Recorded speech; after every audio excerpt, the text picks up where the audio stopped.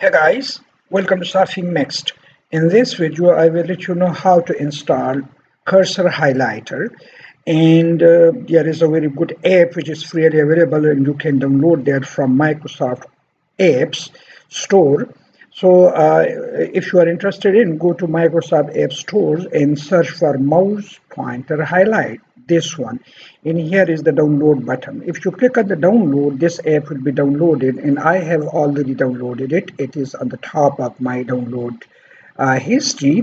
So this app I have downloaded, and if once it is downloaded, go to the corresponding folder where you have saved the exe file, and this is the exe file, mouse pointer highlight installer.exe. Double click this exe file and run it to install the app.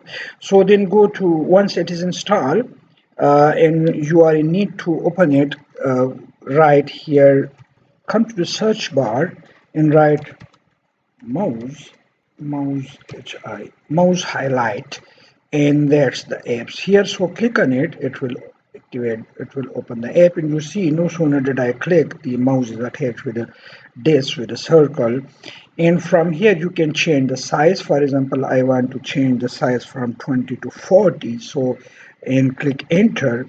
You see the size has increased, so I keep usually this on 20, and I want to reduce the spec, and this show the opacity, and these are the different size. Enable click highlight 20, this is the opacity, and this is display time 800 millisecond.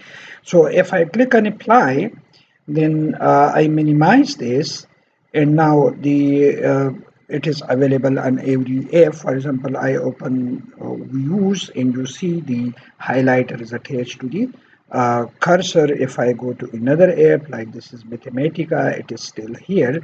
So the cursor is attached to your, so the highlighter is attached to your cursor. And if you want to close it, just come to the tab and click the cross button, and the highlighter is switched off. So this way you can install and activate Cursor Highlighter on your Windows. Thanks for watching.